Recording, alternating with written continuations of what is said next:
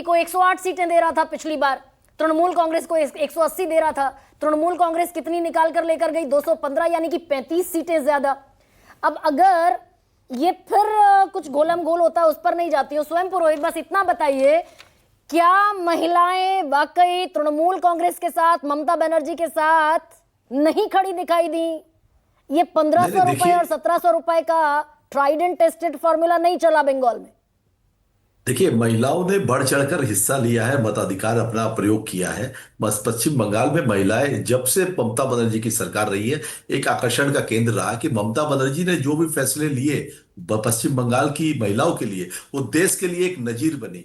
जब 2020 कोरोना महामारी चल रही थी, उस समय जब 500 रुपए उन्होंने शुरू किए थे, एक गुल्लक की तरह कि भाई एक गरीब महिला है, उनके खाते में ये पैसे जाए। करीब 2 करोड़ 35 लाख महिलाओं के खाते में वो डायरेक्ट ट्रांसफर 500 रुपए किए। तब देश की सारी पार्टियों ने इसका विरोध किया था और कहा ये ठीक नहीं हो रहा है, और बाद में वही नारे सब पार्टियों ने दिए। इस चुनाव के पहले हमने युवा साथी प्रकल्प की घोषणा की। उस समय भी भारतीय जनता पार्टी और अन्य पार्टियों ने कहा कि भाई यहाँ रोजगार नहीं है, या इसलिए यहाँ पैसे दिए जा रहे हैं। और बाद में उन्होंने अपने संकल्प पत्र में जो घोषणा पत्र उन्होंने जारी किया था 10 तारीख को, उसमें 3000 रुपए करके देंगे। मतलब आपके क्वेश्चन पेपर से, आपके आंसर पेपर से हम चीटिंग करके कि आपने जो आंकड़ा लिखा है उससे बढ़ा करके वो कर दो। उन्होंने कुछ होमवर्क नहीं किया। उन्होंने क्या किया, भारतीय जनता पार्टी ये चुनाव कैसे लड़ी, आप इस पर जाइए। बड़े बड़े आकलन हो रहे हैं, बड़ी बड़ी बातें हो रही है, मगर आकलन ये है कि जब संसद भवन में एक सेशन बुलाया जाता है महिला बिल के लिए, उस महिला बिल के लिए जो ऑलरेडी पास हो चुका है,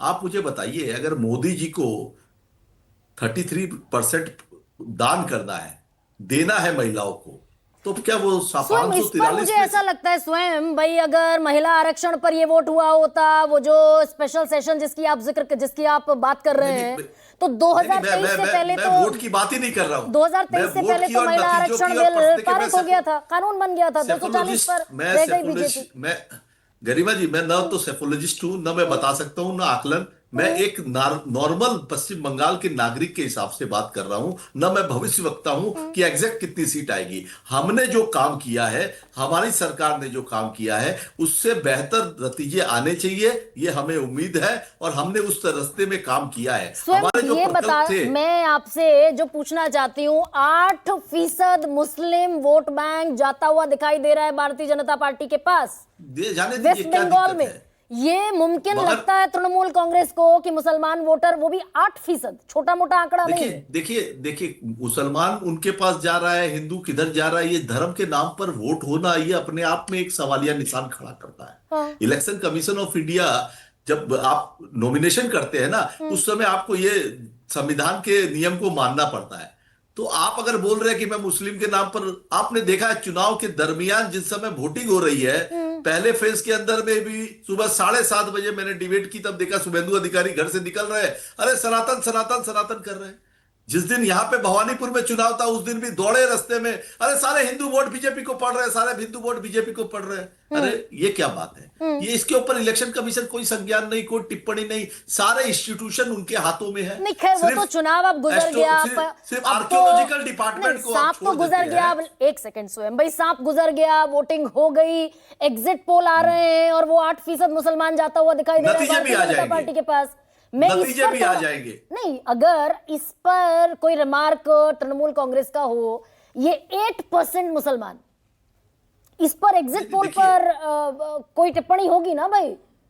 नहीं, मैं इस डाटा मैं ये साइंस को नहीं समझ पा रहा हूं, कहां से उन्होंने ये डाटा कलेक्ट किए हैं। हाँ। ये क्या साइंस है कि आप किनारे पे खड़े होकर के आप बता सकते हैं क्या कि समुद्र की गहराई कितनी है? ये नहीं पता चलता है। किनारे में खड़े हैं, उनको क्या पता है? वो घूम रहे हैं। बंगाल की गलियों में घुसिए, जाइए, देखिए क्या क्या किया है ममता बनर्जी ने। जब माओवादियों का शासन था, आज बात बहुत करते हैं, आज बहुत बड़ी बड़ी, देखिए जिस तरह से इलेक्शन हुआ है, फ्री एंड फेयर बोलते हैं। Is it fair election? Is it fair election? मेरा तो सवाल है कि क्या यह फेयर इलेक्शन हुआ है? आपने 27 लाख लोगों के मताधिकार छीनकर एक प्रदेश का चुनाव करवाया। सभी पार्टियों को जाना मजबूरी थी, हम भी गए, सारी पार्टियां लड़ी।